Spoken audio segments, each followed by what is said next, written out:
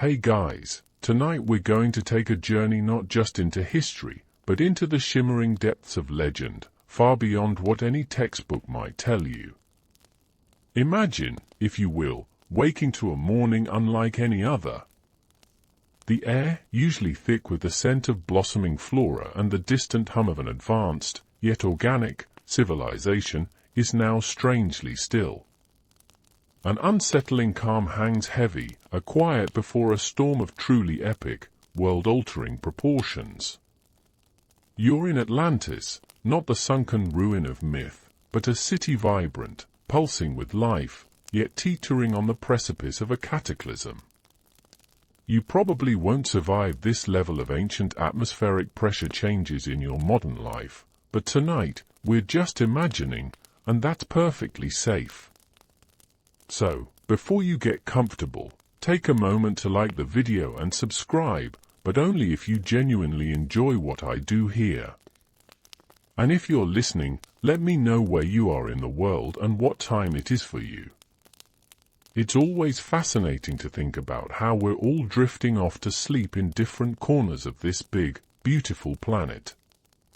Now, dim the lights, maybe turn on a fan for that soft background hum, and let's ease into tonight's journey together.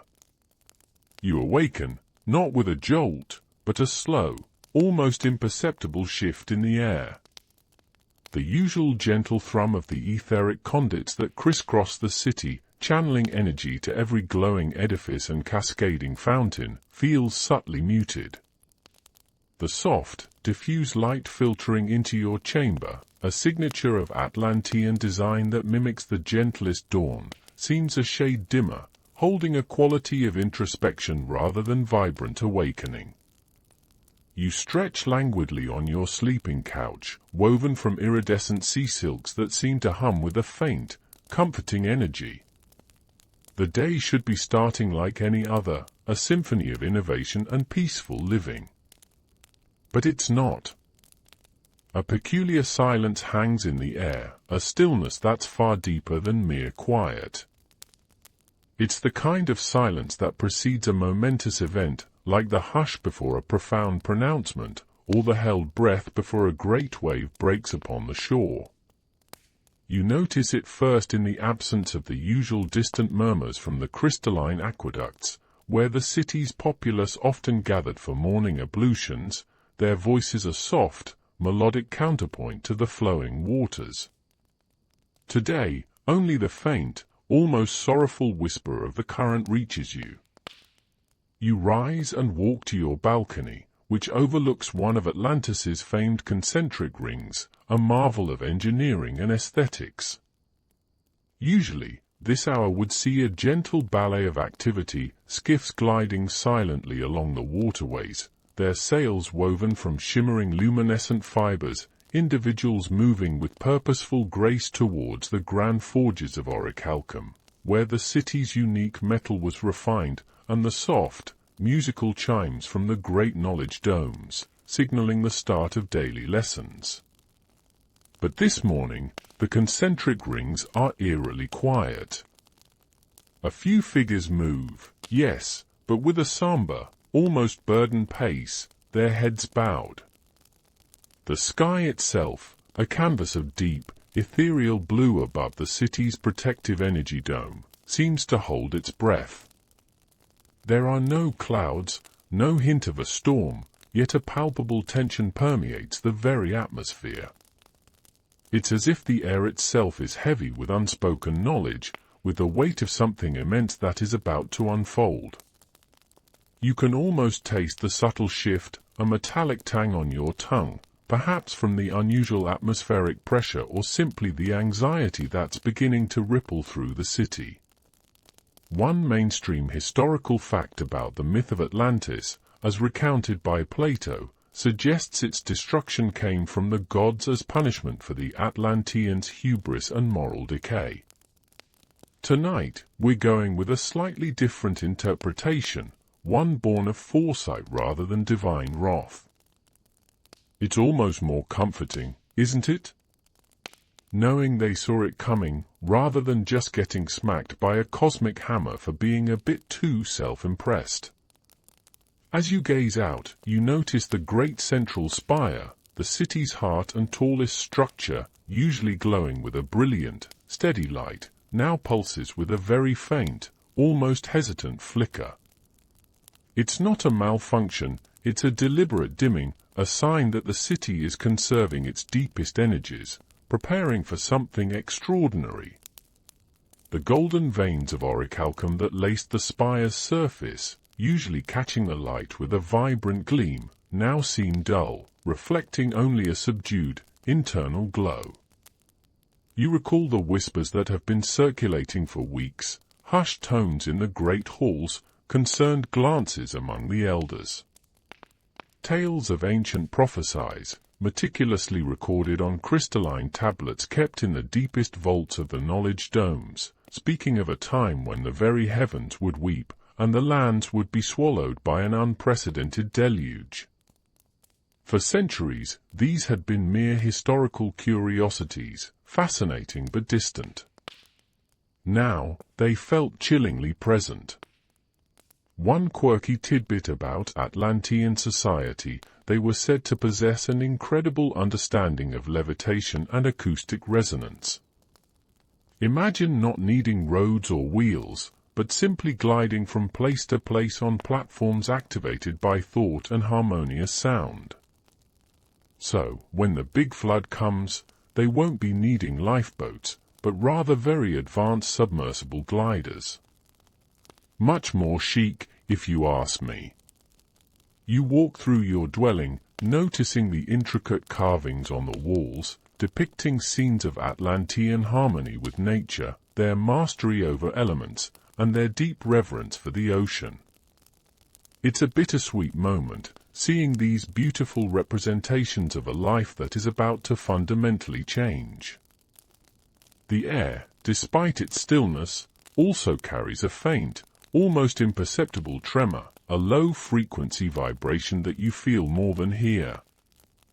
It's the subtle hum of the colossal subterranean energy generators, now working at an unusual, heightened intensity.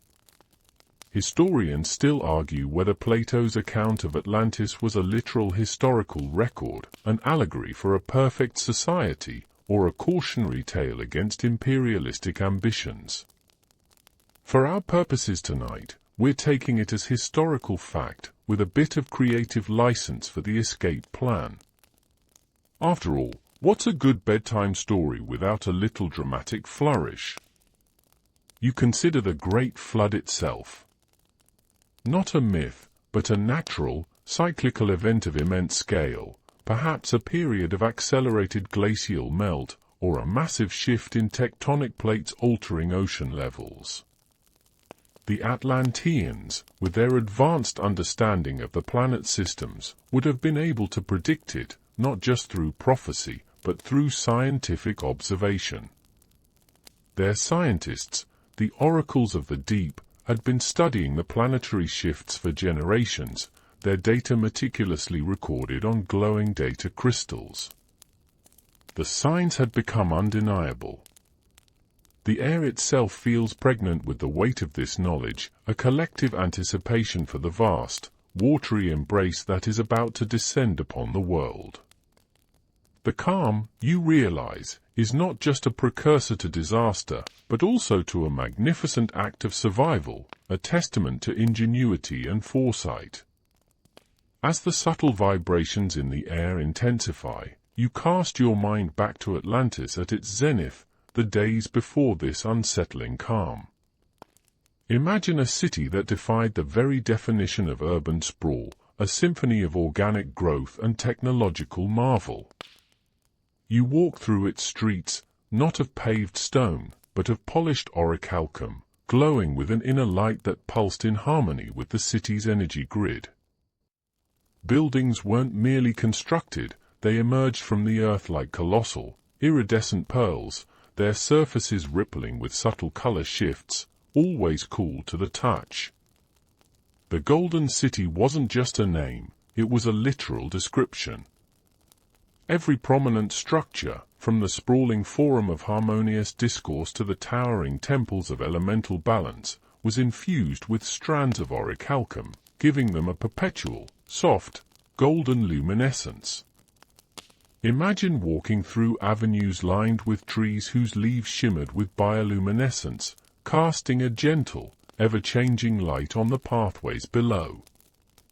The air itself was often fragrant with the scent of exotic flora, cultivated in vast, enclosed hydroponic gardens that cascaded down the sides of central structures, providing both sustenance and breathtaking beauty. Water, of course, was everywhere, not just the ocean beyond, but channeled through intricate systems of crystalline aqueducts that flowed through every district. These weren't just for practicality, they were works of art, with water flowing over sculpted orichalcum weirs, creating soft, musical cascades that resonated through the city. You might see children playing by these aqueducts, their laughter echoing off the smooth, curving walls, chasing iridescent fish that swam freely in the channels. The Atlantean people themselves were a reflection of their environment, graceful, intellectual, and deeply connected to the natural world. Their garments were often made from lightweight, shimmering fabrics that seemed to change color with every movement, perhaps woven from spun algae fibers or treated with phosphorescent dyes. They moved with a quiet purpose, their voices soft, never harsh, as if attuned to the subtle harmonies of their surroundings. This wasn't a loud, bustling metropolis, it was a city of quiet wonder, where innovation served harmony. One mainstream historical fact about the myth of Atlantis often emphasizes its incredible wealth and advanced civilization. Plato describes its concentric rings, navigable canals, and abundant resources, specifically mentioning orichalcum as a precious metal second only to gold.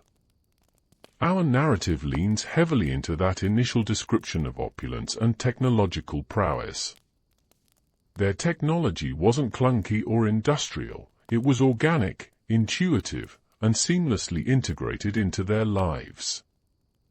Energy wasn't generated by burning fossil fuels, but harnessed from geothermal vents deep beneath the city, from the very currents of the ocean, and from atmospheric energies captured by the Great Central Spire's crystal apex.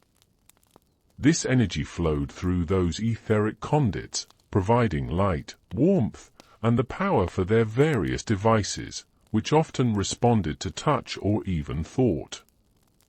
Imagine a world where your lights dim not by a switch, but by a subtle shift in your intention. It almost sounds too good to be true, doesn't it? Quirky tidbit: Atlanteans were said to have a profound understanding of crystalline energy manipulation. They didn't just admire crystals, they used them as power sources, communication devices, and even for healing. Imagine holding a smooth, glowing crystal in your hand that could project images, or transmit thoughts, or even gently mend a broken bone. Your smartphone has nothing on an Atlantean healing crystal. The sheer scale of their engineering was breathtaking, yet it never felt overwhelming. The concentric rings, connected by vast underwater tunnels, yes, even then, they had a concept of what lay beneath, allowed for efficient movement of people and goods. They didn't have cars, they had silent, levitating platforms that glided along magnetic pathways, or personal skiffs that navigated the aqueducts. Every aspect of their city was designed for flow, for ease, for beauty. Historians still argue whether Plato's depiction of Atlantean governance, with its wise philosopher kings and emphasis on justice, reflects a truly utopian ideal or was simply a literary device to critique Athenian society. For our story, let's assume their governance was as enlightened as their architecture, at least in this golden age. Life in Atlantis was one of learning, exploration, and artistic expression. The knowledge domes housed vast libraries of etched memory crystals, containing the accumulated wisdom of millennia, astronomy, oceanography, geology, philosophy, and advanced forms of energy science. Children were educated not just in facts, but in the principles of harmonious living, of understanding their place within the grand design of the cosmos and the living planet. Artists crafted sculptures from living light, musicians composed symphonies from the resonant frequencies of the ocean, and scientists delved into the very fabric of reality. It was a city where progress was measured not by conquest or material accumulation, but by the flourishing of knowledge, the beauty of their creations, and the well-being of their citizens. This was Atlantis at its most splendid, a beacon of what humanity could achieve when aligned with nature's wisdom. And it was this magnificent creation, this peak of existence, that was now facing an unprecedented challenge, one that would redefine its very nature. The unsettling quiet of the morning deepens, carrying with it not just the muted hum of the city, but also the increasing weight of a pervasive anxiety. This isn't a sudden, unexpected crisis. For generations, the wisest minds of Atlantis, the oracles of the deep and the keepers of the crystal records, had been tracking a series of subtle, yet undeniable, celestial and telluric shifts. These weren't just random occurrences, they fit a pattern, a grand cosmic clock that pointed to an impending epoch of global climatic upheaval, what the ancient texts chillingly referred to as the Great Undoing, or more plainly, the Great Flood. You remember the hushed conversations, the solemn gatherings in the Hall of Prophecy, where shimmering holographic projections of stellar alignments and planetary orbits spun slowly in the air. The projections showed not only the rising of certain constellations but also the subtle, yet relentless, shifting of the great polar ice sheets. The data was unequivocal. The world was entering a period of rapid warming, and the vast frozen reserves at the poles were beginning an unprecedented melt. This wasn't some minor drizzle. This was a planetary bath, and Atlantis, despite its technological prowess, was directly in the path of the rising waters. The ancient omens weren't just vague prophecies of doom and gloom. They were intricately woven into their scientific understanding. The very myths and legends of Atlantis spoke of a cyclical nature to the world's climate, of previous ages swallowed by water and reborn from the depths. These weren't just bedtime stories, they were encoded warnings, passed down through generations, urging vigilance. Imagine your weather forecast being delivered not by a chipper meteorologist, but by an elder recounting an epic poem about floods past. A bit less precise, perhaps, but certainly more dramatic. The Atlantean leadership, far from panicking, had initiated a series of long-term projects based on these predictions. They weren't building higher walls, they were building deeper foundations. The city's concentric rings, you now realize, were not merely architectural aesthetics or defensive perimeters, they were also structural layers, designed with a deeper purpose in mind. The very orichalcum that gave the city its golden glow was also imbued with properties of immense strength and resistance to water pressure, properties that would soon be put to the ultimate test. One mainstream historical fact about the myth of Atlantis focuses on its catastrophic destruction by a flood or earthquake. Our narrative pivots from this, suggesting that while the flood was real, the destruction was averted by ingenious means. It's a much more optimistic take, isn't it? Instead of oops, our bad, we got wiped out, it's we saw that coming, and we had a plan. You walk past the great resonance pylons, towering structures that usually hummed with a gentle, calming energy meant to promote well-being throughout the city. Today, they emit a low, almost imperceptible thrum, a deeper vibration that suggests they are being recalibrated, their immense power diverted to a new, monumental task. These weren't just for good vibes, They were core components of the city's environmental control and, as you'll soon learn, its eventual descent.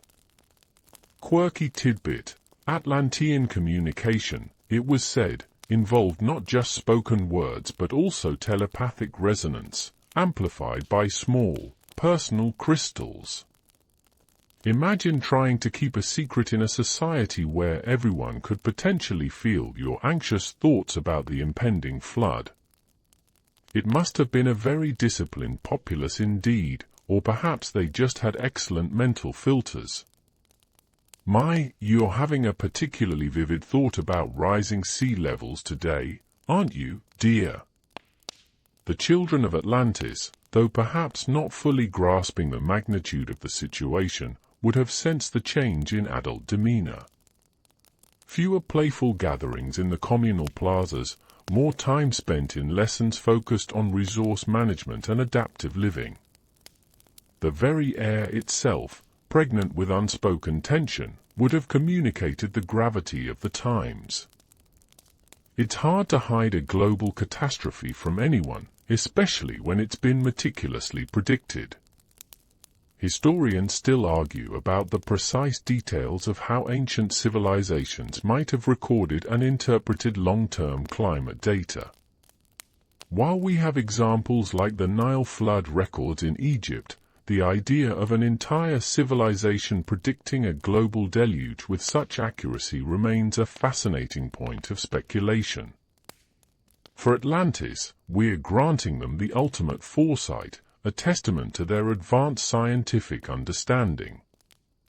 The prophecies weren't just about water, they spoke of a veiling of the stars, a period when the sky would be obscured and the sun's light would diminish.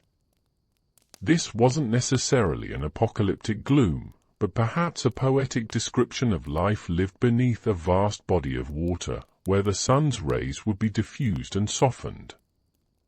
The Atlanteans, therefore, weren't just preparing for a flood, but for a fundamental shift in their environment, a permanent change in their relationship with the surface world. The city's immense energy infrastructure, usually dedicated to sustaining their utopian lifestyle, had slowly, over decades, been repurposed. Massive hydroacoustic dampeners were being installed beneath the outer rings, capable of withstanding immense pressure. Their entire society had been subtly, painstakingly, and collectively preparing for this moment. The calm you feel is not complacency, but the stillness of a spring tightly coiled, ready to release its immense, planned power. This was not a panicked scramble, it was the quiet, determined execution of a meticulously orchestrated plan, years in the making. The air, now thicker with anticipation, hums with a deep, resonating frequency that vibrates through the very soles of your feet. This is the sound of Atlantis preparing not for destruction, but for an astonishing transformation. The core of their survival plan, the secret to their defiance of the Great Flood, lies in an ingenious, almost unimaginable technology, the ability to descend. Atlantis didn't sink, it dove. And the mechanisms for this monumental undertaking were the culmination of millennia of Atlantean ingenuity. You picture the city's vast, intricate substructure, a hidden world beneath the radiant surface. Below the public plazas and glowing residential districts lay a complex network of colossal hydromagnetic stabilizers and immense pressure-sealed chambers. These weren't mere basements, they were the lungs and ballast of a city designed to become a submarine. Imagine massive, interlocking plates of orichalcum and a yet unknown, incredibly dense composite material, forming the city's base. These plates were not static, they were dynamic, designed to interlock and expand, creating a hermetically sealed shell around the entire metropolitan area. The genius of their descent plan wasn't brute force, it was elegant control. Instead of relying on brute strength to push against the rising waters, they leveraged the very principles of hydrostatics and buoyancy manipulation. Vast, empty internal chambers, acting like titanic ballast tanks, would gradually fill with water, causing the city to slowly lose its buoyancy and descend. But unlike a simple sinking ship, this descent was meticulously controlled, orchestrated by the precise activation of those great resonance pylons you saw earlier. These pylons, scattered strategically across the city, weren't just for good vibes. They were the key to modulating the city's mass and density.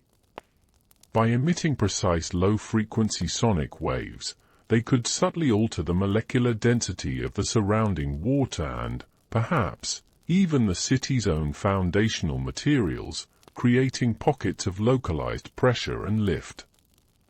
Think of it like a giant, super-advanced submarine, but instead of propellers, it moves by nudging the very fabric of the ocean itself with sound. It sounds like science fiction, doesn't it? But for Atlanteans, it was just applied physics. One mainstream historical fact about the myth of Atlantis, as described by Plato, mentions that the city was situated near the sea and was surrounded by concentric rings of land and water. This design, in our narrative, becomes a foundational element for its ingenious transformation into a submersible city. The very layout that made it beautiful also made it capable of a controlled dive. The etheric conduits that crisscrossed the city, delivering energy for light and warmth, had a dual purpose. During the descent, their energy would be redirected to power the immense pressure-compensating fields that would form an invisible, protective buffer around the city's exterior. This field would neutralize the crushing pressures of the deep ocean, ensuring the structural integrity of the buildings and the comfort of the inhabitants within. It's like having a personal force field for your entire city. Your modern underwater vehicles could only dream of such technology. Quirky tidbit: the Atlanteans reportedly harnessed geothermal energy from deep within the Earth's crust, not just for power but also for maintaining a stable internal temperature within their structures. During the descent, these geothermal conduits would be crucial, providing warmth and sustaining enclosed biospheres, even as the outside world grew colder and darker. So, they had natural heating long before radiators were even a twinkle in anyone's eye. The plan wasn't concocted overnight. It was the result of centuries of foresight and continuous refinement by the Guild of Subterranean Architects and the Hydro-Engineers of the Deep. Generations had dedicated their lives to solving this monumental challenge, passing down knowledge through meticulously recorded crystalline memory arrays. They had built smaller, experimental submersible structures, testing materials and energy fields, gradually scaling up their designs until the entire city was essentially a single, massive, habitable vessel. Historians still argue whether ancient myths of cataclysmic floods are based on real geological events or are purely allegorical. In our Atlantean tale, the flood is very real, but their response is one of scientific mastery over their environment, a testament to what a civilization might achieve when faced with an existential threat and armed with unparalleled knowledge. Imagine the sheer logistical complexity. Every single building, every pathway, every vital system had to be integrated into this singular descent mechanism. The city wasn't being pulled down, it was being lowered, with precision, each ring settling into its designated submerged position. The massive locking mechanisms, hidden within the city's foundations, would engage silently, creating an impenetrable seal against the ocean's fury. The beauty of their plan lay in its gentle inevitability. There would be no violent lurch, no sudden plummet. Instead, a gradual, almost imperceptible lowering, allowing the inhabitants to adapt slowly to their new, watery world. The transition was designed to be as smooth and serene as possible, a testament to their deep respect for life and their inherent desire for harmony, even in the face of an epoch-defining event. It truly was a golden city, not just in appearance, but in the brilliance of its engineering and the foresight of its people. The deep, resonating hum that permeated the air has now subtly shifted, growing in intensity, a prelude to the world's grand upheaval. You've prepared, you've understood the plan, but now, the first tangible signs of the great undoing begin to manifest. It starts subtly, a tremor not just in the air, but in the very ground beneath your feet. Not a violent shake, but a deep, rolling vibration that speaks of immense forces at work far below the Earth's surface and in the distant, icy reaches of the planet. You stand by one of the transparent observation domes that dot Atlantis, usually offering breathtaking views of the pristine ocean beyond the city's protective energy field. Today, the view is ominous. The horizon, once a sharp, clean line where the endless sea met the boundless sky, now seems indistinct. A haze is building, not of dust, but of moisture, a profound atmospheric shift.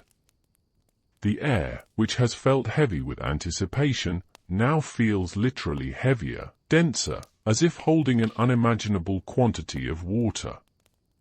The distant sounds, usually a gentle symphony of waves and coastal life, are now punctuated by a low, persistent groan, a sound that speaks of vast bodies of ice beginning to fracture and melt at an unprecedented rate. This isn't just a seasonal thaw, it's the unlocking of millennia of frozen water, unleashed upon a world unprepared. You might hear faint, booming echoes, like thunder, but without the lightning, signaling the collapse of distant ice shelves, sending colossal volumes of water cascading into the already swollen oceans.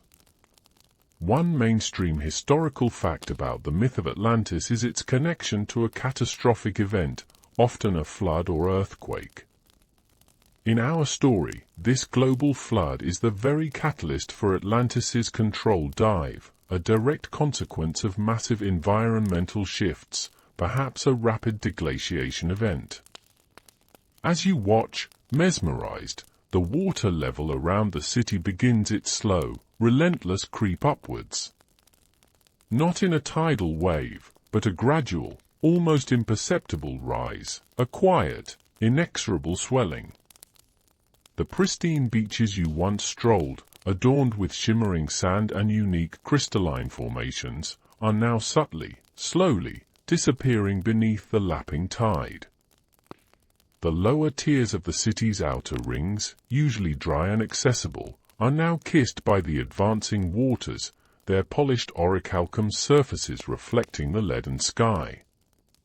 A quirky tidbit, ancient Atlantean architects, with their foresight, designed the lowest levels of their city's outer rings to be naturally permeable at a certain water level, allowing water to gently seep into those vast internal ballast chambers we discussed. This wasn't a flaw, it was a clever feature, allowing the city to begin its descent naturally, almost breathing in the rising sea. No need for emergency pumps, the city drank the ocean. You might feel a strange pressure building in your ears, not painful, but noticeable, a subtle indication of the changing atmospheric and hydrostatic pressures.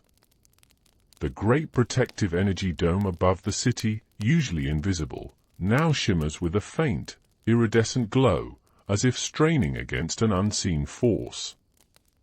This is the city's primary shield, preparing to withstand the immense pressures of both rising water and, eventually, the deep ocean.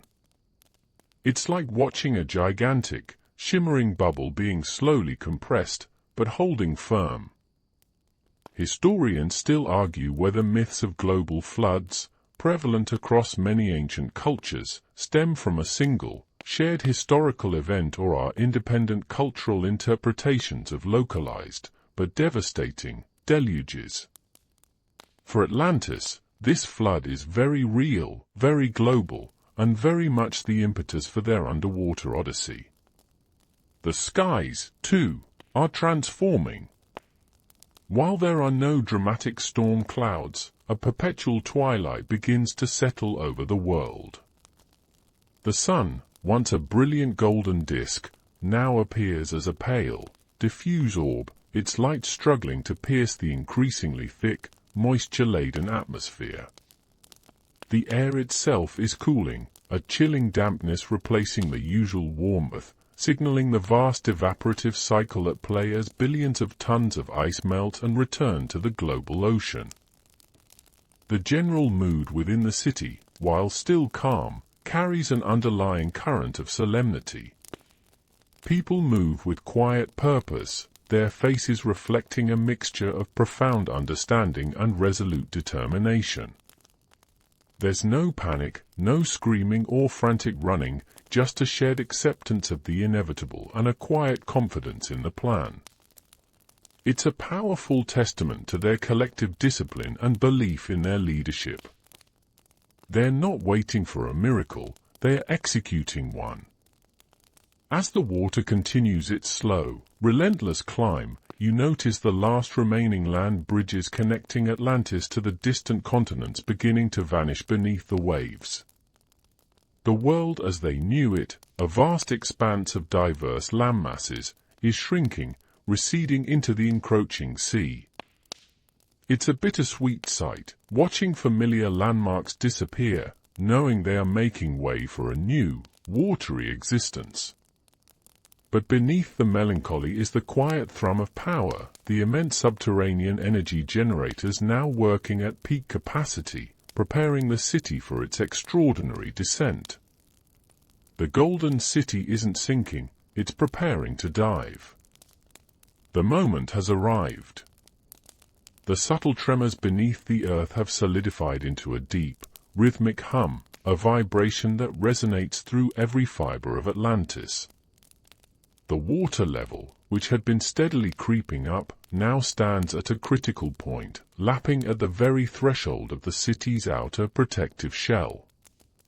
You feel a shift, a profound, almost imperceptible downward lurch, as the meticulously engineered plan begins its grand execution. This is not a catastrophic collapse, but a controlled, almost graceful immersion, a descent into a new, watery future. Imagine standing within one of the grand observation chambers, vast, transparent domes made of a material tougher than any diamond, designed to withstand the crushing pressures of the deepest ocean. Through its immense curved surface, you watch the surface world begin its slow, majestic retreat. The sunlight, which earlier seemed diffuse, now begins to truly diminish, filtered by the increasing layers of water above. The vibrant blues of the surface ocean slowly deepen into richer, more profound indigos, then into shades of teal and emerald as the city glides downwards. The descent is remarkably smooth. There's no sudden drop, no sickening plummet. Instead, it's a gentle, continuous lowering, almost as if the city is breathing out a vast, silent sigh and settling into a comforting embrace. The immense hydromagnetic stabilizers beneath the city hum with incredible power, counteracting any destabilizing currents, ensuring a perfectly level descent. You might feel a slight pressure in your ears, similar to what you experience in a fast descending elevator, but it's easily equalized by the city's atmospheric controls. One mainstream historical fact about the myth of Atlantis often includes its disappearance into the ocean. Our narrative fulfills this disappearance, not as a destructive sinking, but as a deliberate, controlled maneuver, transforming the city into a deep-sea habitat. It's like a magical act, but with advanced engineering instead of wands. As Atlantis dives deeper, the surface world becomes an increasingly distant memory. The vast, turbulent expanse of the Great Flood, raging above, is now a distant, shimmering chaos, visible only as a vast, shifting curtain of light and shadow far above. The noise of the storm, once a pervasive roar, becomes a muffled whisper, then fades into an ethereal silence, replaced by the profound quiet of the deep ocean. A quirky tidbit about Atlantean environmental control: their internal biospheres were completely self-sustaining, recycling air and water with incredible efficiency.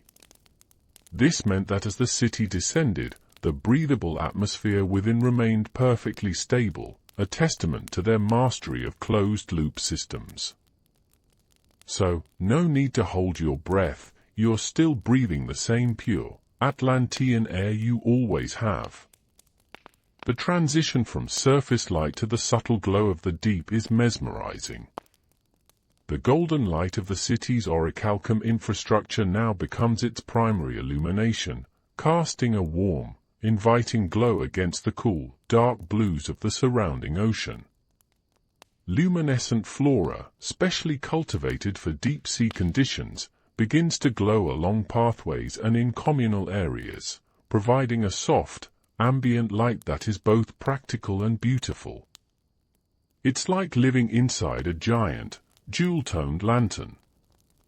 Historians still argue whether ancient advanced civilizations, if they existed, would have focused their technology on military power or on harmonious living and environmental mastery. Atlantis, in our story, clearly chose the latter, demonstrating an extraordinary capacity for adaptation rather than confrontation. You might see other Atlanteans in the observation chambers, their faces illuminated by the eerie glow of the deep. There is no panic, only a quiet awe, perhaps a touch of solemnity, as they witness their world undergo its most profound transformation. Children, usually boisterous, watch in wide-eyed wonder, pointing at the fleeting shadows of deep-sea creatures that occasionally drift past the transparent walls. This isn't the end, it's a new beginning. The pressure-compensating fields around the city are working flawlessly, an invisible shield against the immense weight of the ocean. You can sense the colossal power being channeled from the subterranean energy generators, maintaining a perfect equilibrium, ensuring that the inhabitants feel no adverse effects from the crushing deep. It's an engineering marvel beyond anything your modern world could conceive, a testament to their unparalleled understanding of physics and energy manipulation. As Atlantis settles into its predetermined depth, the final locking mechanisms engage with a faint, resonant thud that vibrates through the entire structure. The city is now completely sealed, a self-contained world nestled safely within the deep. The waters of the great flood rage harmlessly above, while below, a golden city now glows, a testament to foresight, ingenuity, and an unwavering will to survive. The golden city didn't sink, it made a conscious choice to dive, transforming itself into a hidden sanctuary beneath the waves. The descent is complete. The golden city, once a beacon on the surface, now rests silently, majestically, in its new home beneath the waves. The transition from surface light to the profound twilight of the deep ocean might have been disorienting, but the Atlanteans, with their innate connection to water and their advanced technology, adapt with remarkable grace. You are now a resident of the golden city beneath the deep, and life, though transformed, continues. Imagine stepping out of an observation chamber, no longer looking at the turbulent surface, but gazing into the serene, vast expanse of the deep ocean. The light here isn't the harsh glare of the sun, it's a soft, ethereal luminescence that emanates from the city itself, from the glowing orichalcum structures and the carefully cultivated bioluminescent flora that lines pathways and public spaces. This soft light casts long, dancing shadows, creating an atmosphere that is both mysterious and incredibly calming. It's like living inside a giant, ancient lantern, suspended in an endless blue. The air you breathe is as fresh and pure as it ever was, recycled through intricate hydrofiltration systems that mimic the natural processes of the ocean.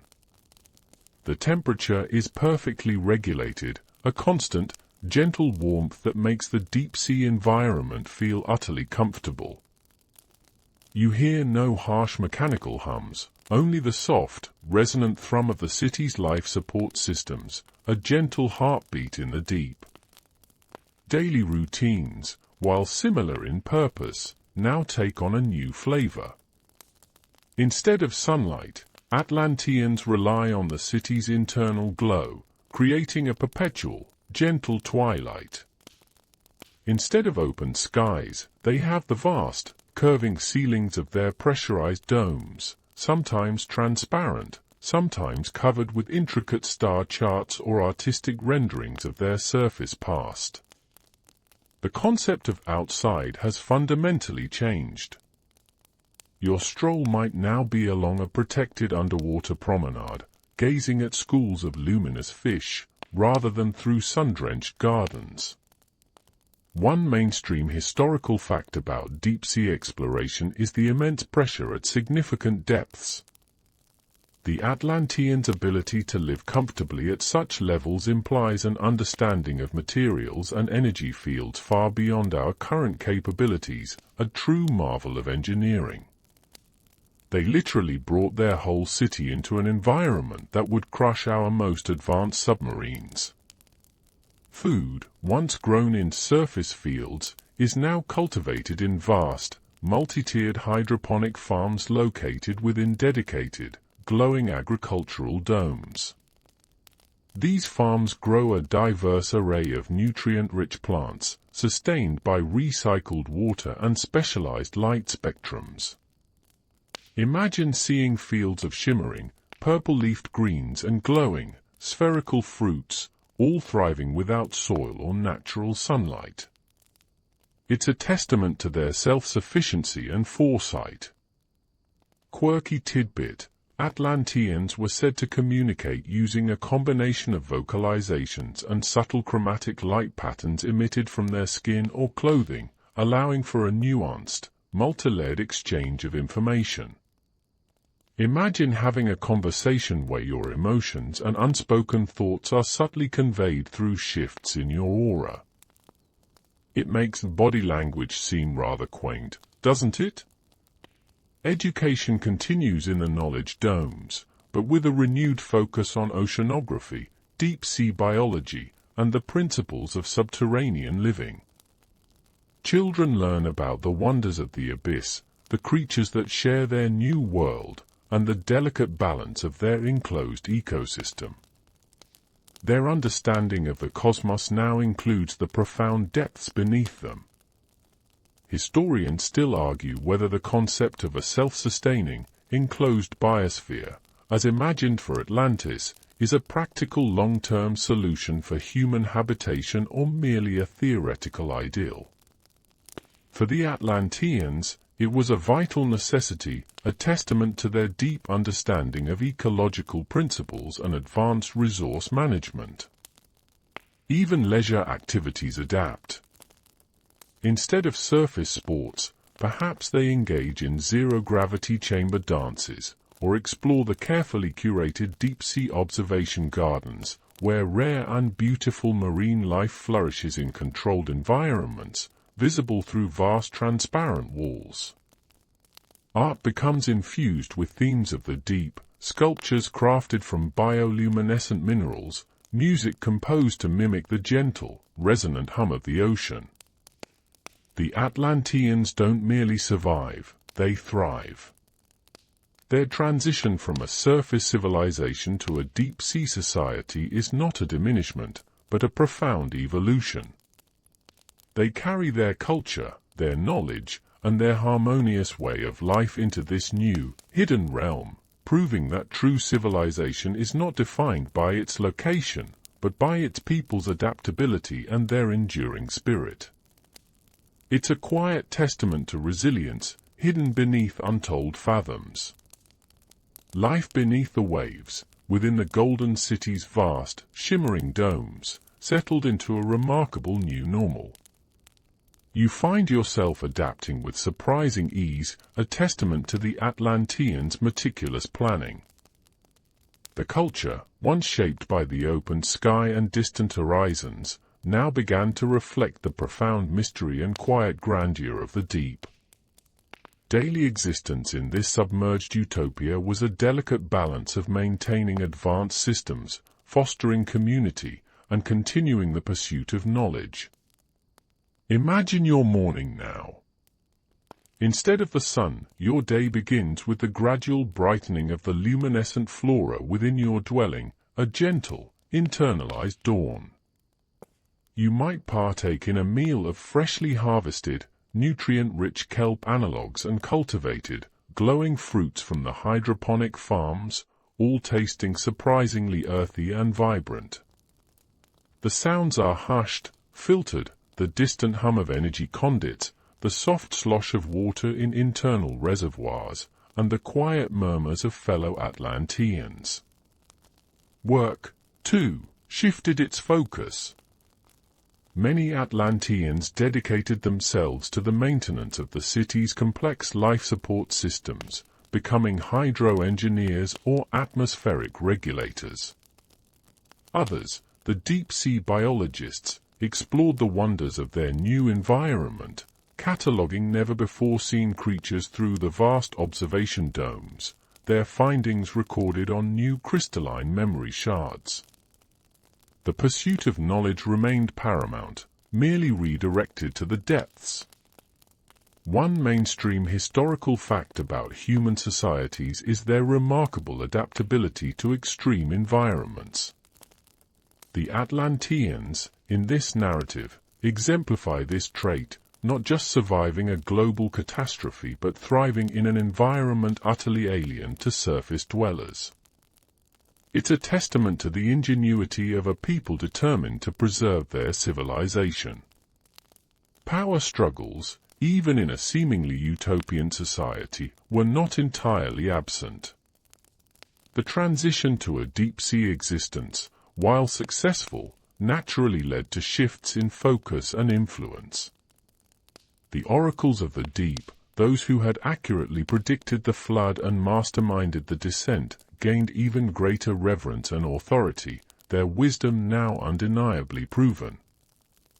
Conversely, those who championed surface exploration or traditional land-based pursuits found their influence waning, their skills less directly relevant in the new, submerged world.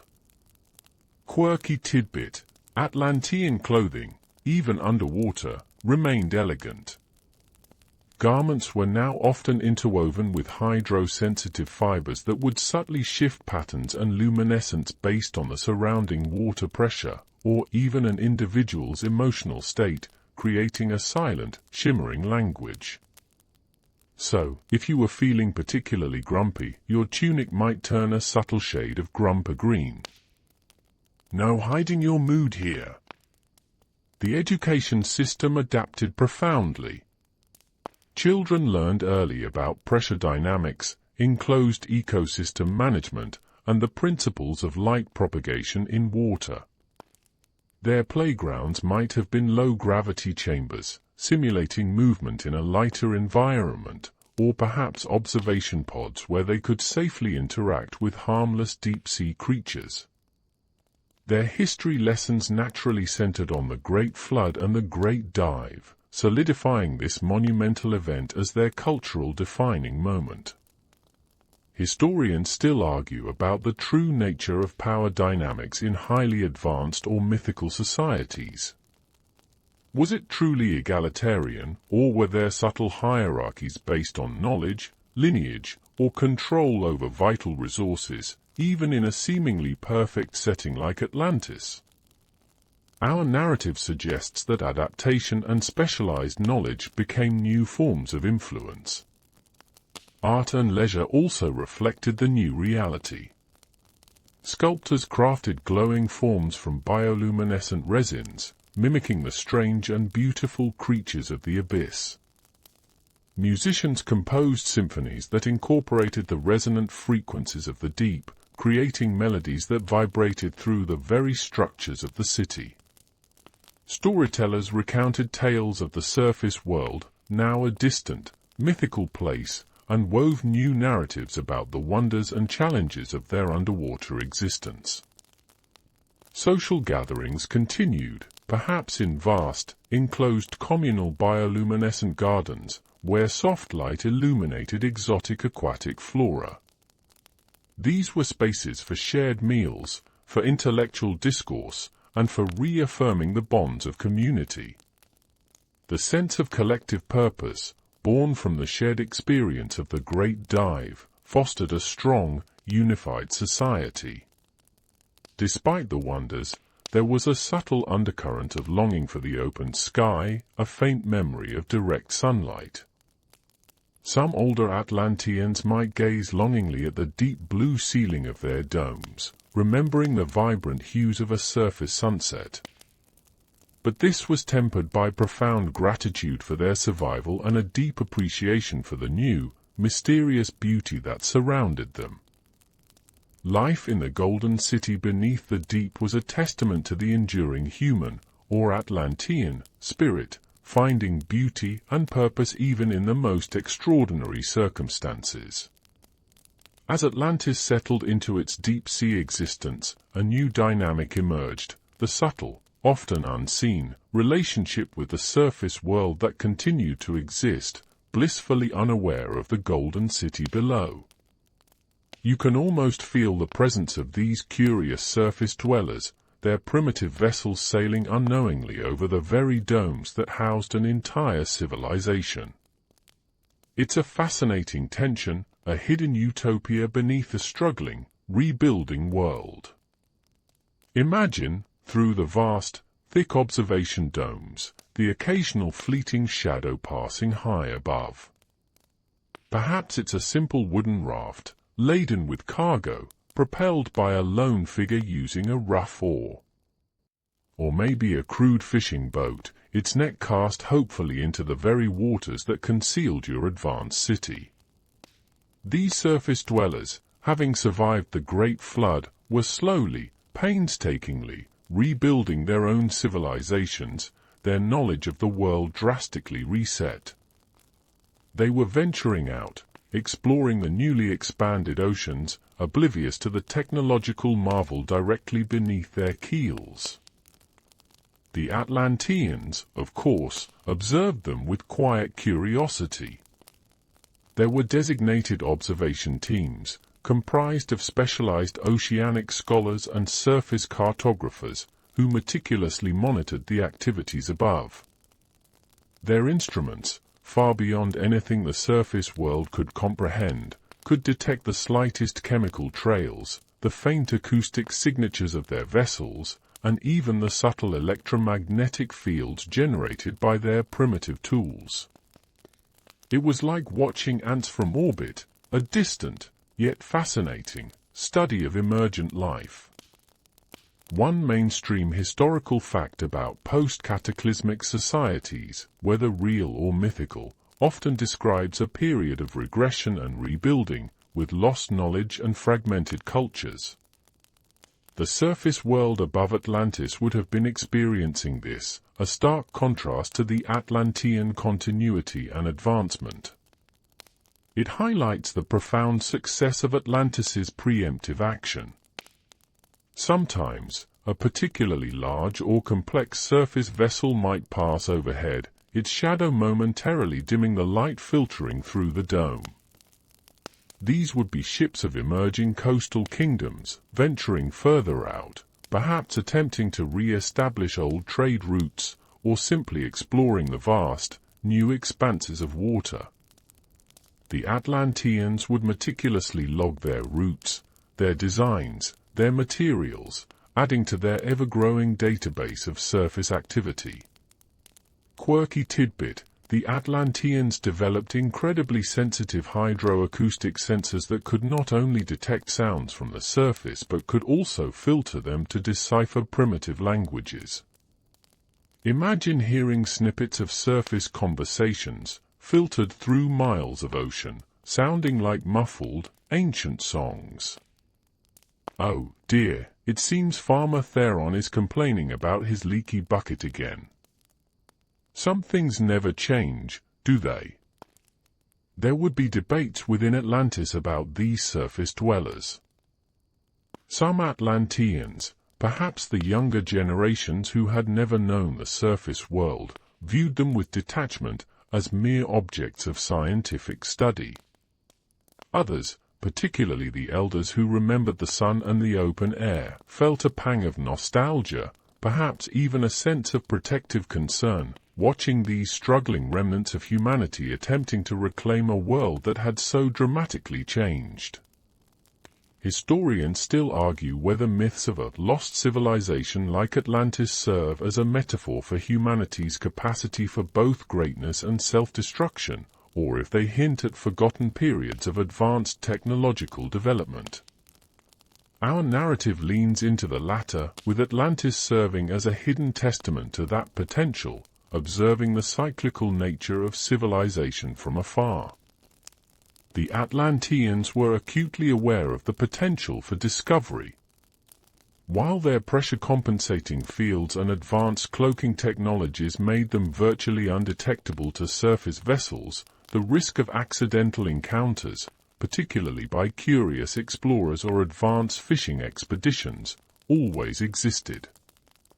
Protocols were in place, intricate and rarely invoked, to subtly deflect or subtly influence any surface vessel that ventured too close to the city's hidden perimeter, ensuring their secret remained safe. No flashy lights, no dramatic interventions, just subtle nudges in the currents, or faint, disorienting sonic pulses. Imagine the sheer psychological impact of living in a world completely hidden from the vast majority of humanity. A golden city gleaming with internal light, teeming with advanced life, existing just miles beneath a surface where people rebuilt with wood and stone. It fostered a unique perspective, a sense of being both deeply connected to the planet, yet utterly separate from the common struggles of surface existence. So, while the surface world above churned with the aftershocks of the Great Flood and the slow, arduous process of reconstruction, Atlantis remained a silent, radiant sentinel beneath. It was a golden secret, a testament to what foresight and advanced technology could achieve, observing the slow dance of rediscovery from its hidden, aquatic throne. And it made for fascinating viewing, even if it meant occasionally hearing about leaky buckets. The continued existence of Atlantis beneath the waves, a golden city humming with life, was predicated on one absolute necessity, its unwavering secrecy. You, as an Atlantean, understand implicitly that the fragile balance of your hidden utopia depends on remaining undetected by the surface world. This wasn't merely a preference, it was a matter of survival, and the methods for maintaining this secret were as ingenious and advanced as the city itself. Imagine the city, a vast, complex organism, designed not just for habitation but for absolute stealth. The entire exterior of Atlantis was cloaked in adaptive camouflage fields, projecting an image of the undisturbed ocean floor.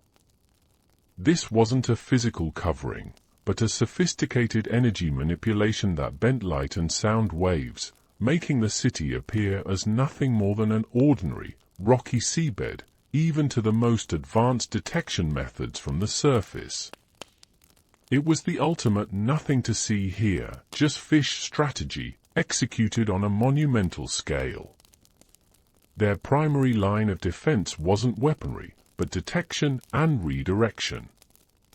Miles beyond the city's actual perimeter lay a network of incredibly sensitive hydroacoustic dampeners and subtle magnetic pulse emitters. These systems constantly scanned the waters above and around, detecting any anomalies, any unexpected echoes from surface vessels or experimental probes. If a vessel veered too close, these emitters would subtly influence the local currents, creating imperceptible deviations that would gently guide the vessel away, ensuring it never stumbled upon the city's true location. It's like having an invisible, extremely polite bouncer for your entire civilization. One mainstream historical fact about ancient seafaring is that early navigators relied heavily on celestial bodies and coastal landmarks. The vastness of the post-flood oceans, devoid of many familiar landmarks, would have made navigation challenging for surface dwellers, ironically aiding Atlantis's concealment. They literally got lost in the expanse of the rebuilt world, providing cover for the hidden city. The Atlanteans also mastered the art of data suppression. Any energy signature, any faint light emission, any unique acoustic frequency generated by the city was meticulously absorbed, neutralized, or disguised. Their power sources, those vast subterranean geothermal vents and oceanic current converters, operated with almost perfect efficiency, leaving no detectable waste heat or anomalous energy trails that could be picked up by curious surface instruments. They were the ultimate low-emission civilization.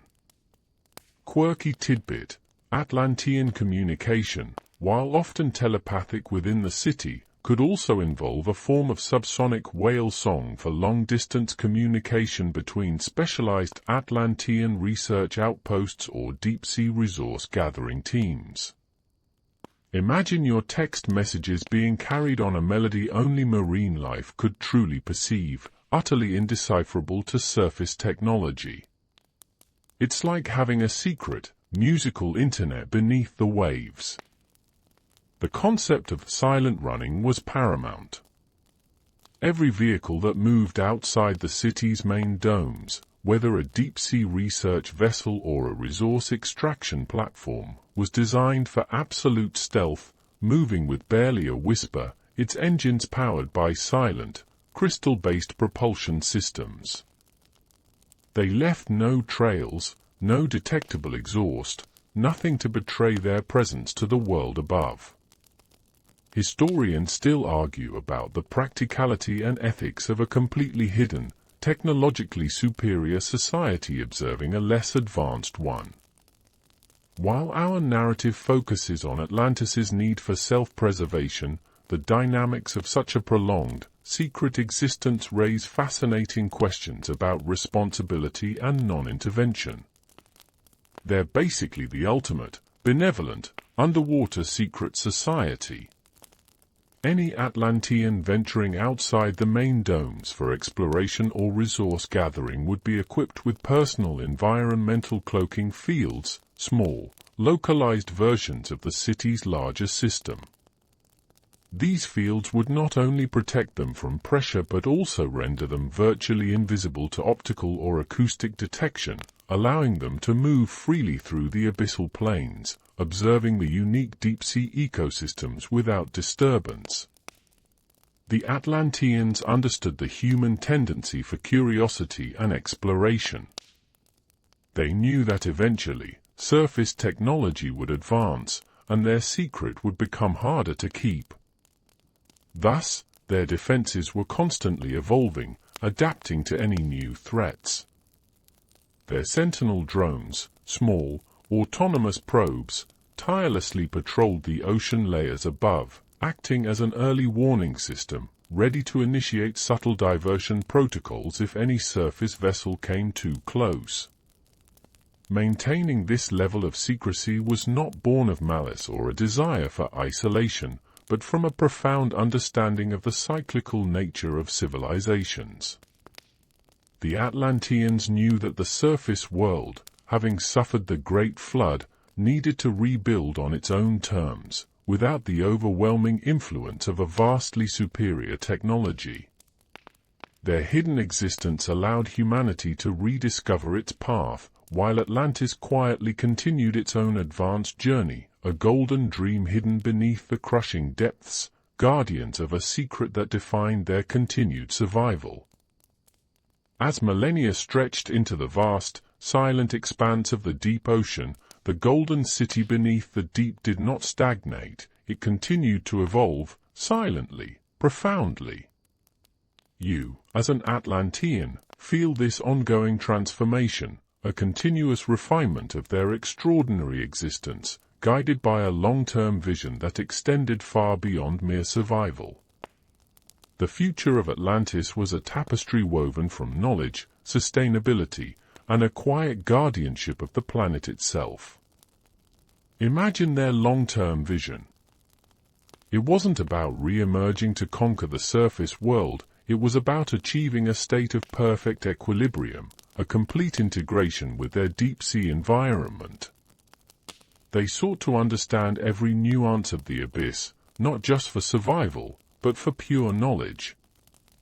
Their deep-sea research outposts, extending far from the main city, became centers for studying abyssal currents, geothermal vent ecosystems, and the unique properties of extreme pressure life forms. These were not just scientific expeditions, they were pilgrimages into the very heart of the planet's hidden wonders. Their technology, already astonishing, continued to advance along organic and sustainable lines. They refined their energy capture systems, drawing even more efficiently from the constant flow of deep-sea currents and the Earth's inner heat. Their material synthesis capabilities allowed them to create new, self-repairing alloys and polymers, structures that could regenerate and adapt to minute changes in pressure or temperature, ensuring the city's perpetual resilience. It's like living in a building that literally heals itself, rather than needing constant repairs. Your modern building codes have nothing on this. One mainstream historical fact about long-term human development is the tendency for societies to evolve and specialize over vast periods.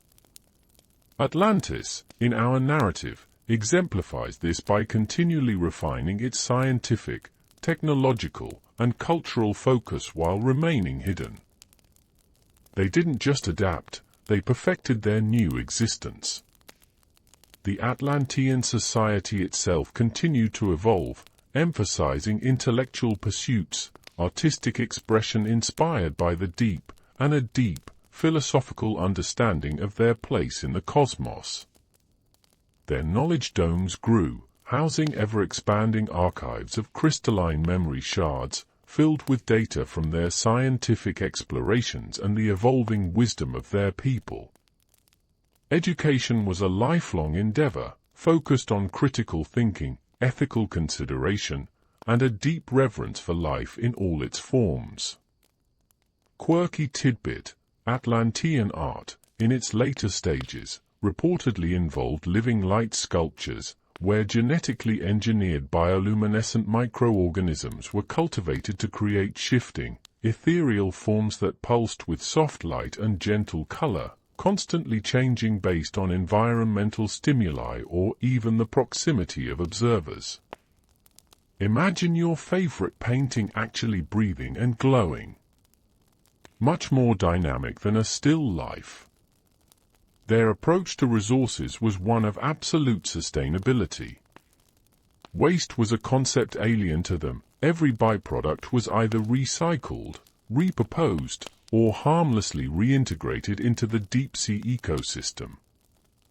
Their agricultural domes became even more efficient, producing diverse food sources with minimal input, creating a perfectly balanced internal food web. This wasn't just eco-friendly, it was essential for their long-term, self-sufficient survival. Historians still argue whether true technological advancement inevitably leads to environmental exploitation or if a highly advanced society can achieve perfect sustainability. Atlantis, in this imagined future, represents the latter, having overcome the pitfalls of resource depletion and pollution that plagued many surface civilizations. The Atlanteans also cultivated a profound sense of planetary guardianship. While hidden, they were acutely aware of the health of the Earth, monitoring geological activity, oceanic currents, and even distant atmospheric changes on the surface world. They acted as silent protectors, intervening only in the most subtle ways to mitigate catastrophic events, perhaps by subtly influencing tectonic plate movements or dampening volcanic activity, ensuring the continued viability of the planet for all life, even if humanity remained unaware of their benevolent presence. Their social structure, too, continued to adapt, becoming even more fluid and meritocratic, with leadership often residing with those who demonstrated the greatest wisdom, foresight, and understanding of the city's complex systems. The concept of personal ambition was subsumed by a collective dedication to the flourishing of Atlantis and the subtle protection of the wider world. As you contemplate this enduring future, you feel a profound sense of peace. The golden city beneath the deep is not merely a survivor, it is a thriving testament to what a civilization can achieve when it chooses harmony over hubris, foresight over folly, and deep understanding over fleeting desires. It exists as a quiet promise, a potential path for humanity, hidden beneath the waves, evolving silently, eternally. As the last vestiges of imagined sunlight fade from the boundless, deep blue canvas outside, you find yourself floating, suspended in the silent, timeless embrace of Atlantis's hidden realm. The journey through its golden past and its resilient future now gently concludes, leaving behind only the profound echo of its enduring mystery. This is where Atlantis finally rests, not as a sunken ruin, but as a living legend, forever hidden beneath the deep. Imagine the city now, settled into its millennial slumber. Its golden orichalcum structures glow with a soft, consistent light, a perpetual dawn that never quite breaks into full day. The bioluminescent flora that lines its pathways pulses gently, like 1,000 tiny hearts beating in unison, providing a soft, ambient illumination that encourages quiet contemplation. There are no harsh shadows, no jarring contrasts, just a seamless blending of light and depth. The sounds, too, are minimal, a symphony of hushed tones. The low, resonant thrum of the city's perfectly optimized systems, the gentle murmur of recycled air, and the almost imperceptible movement of water within its vast, internal reservoirs. It is the sound of perfect equilibrium, of a civilization that has mastered its environment to the point where its very existence is a tranquil hum. One mainstream historical fact about human knowledge is that much of our understanding of ancient civilizations comes from archaeological discoveries and fragmented texts.